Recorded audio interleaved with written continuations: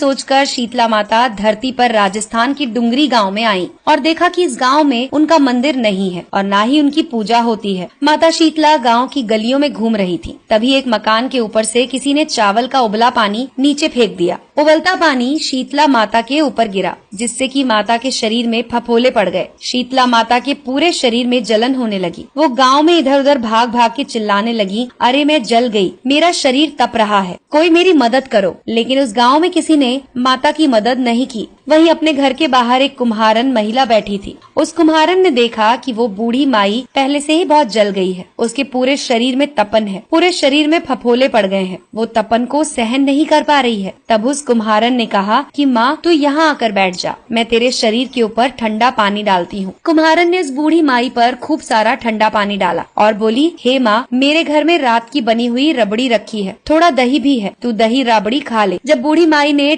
ज्वार के आटे की राबड़ी और दही खाई तो उसके शरीर को ठंडक मिली। तब उस कुम्हारन ने कहा, माँ बैठ, तेरे सिर के बाल बिखर गए हैं, ला मैं तेरी चोटी बना देती हूँ। कुम्हारन माई की चोटी गूंथने के लिए कंघी से बालों में करती रही। अचानक कुम्हारन की नजर बूढ़ी माई के सिर के पीछे पड़ी तो कुम्हारन ने देखा कि एक आंख बालों के अंदर छुपी हुई है। ये देखकर वो कुम्हारन डर के मारे भागने लगी। तब उस बूढ़ी माई ने कहा कि रुक जा बेटी, तू डर मत, मैं भूत प्रेत नहीं हूँ, मैं शीतला देवी हूँ। मैं तो इस धरती पर देखने आई थी कि कौन मुझे मानता है, कौन मेरी पूजा करता है। इतना कहकर माता ने अपने हीरे जवाहरात के आभूषण पहने हुए, सिर पर स्वर्ण मुकुट धारण किया हुआ अपना असली रूप उसको दिखाया। माता के दर्शन कर कुम्हारन सोचने लगी कि अब मैं गरीब, इस माता को कहाँ बिठाऊं। तब माता बोली, हे बेटी, तू किस सोच में पड़ गई है। तब उस कुम्हारन ने हाथ जोड़कर आंखों में आंसू बहते हुए कहा, हे माँ, मेरे घर में तो चारों तरफ दरिद्रता है, मैं आपको कहाँ बिठाऊं। मेरे घर में ना तो चौकी है ना ही आसन। तब शीतला माता प्रसन्न होकर उस कुम्हारन के घर पर खड़े हुए एक गधे पर बैठ गईं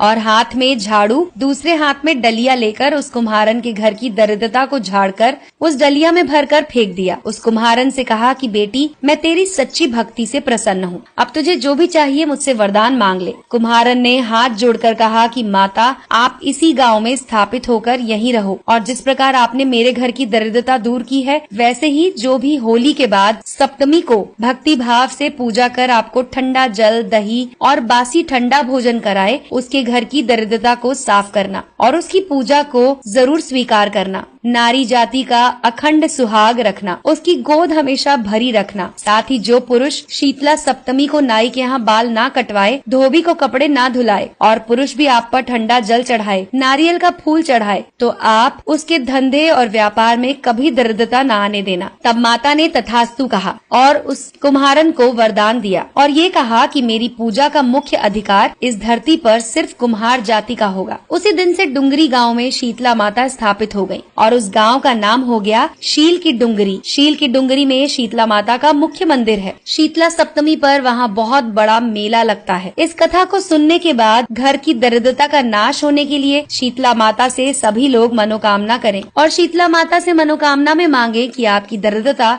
दूर हो जाए। दोस्तों, अगर आपको ये कहानी पसंद आई हो तो इसे लाइक करें और अपने डाउनलोड मौज।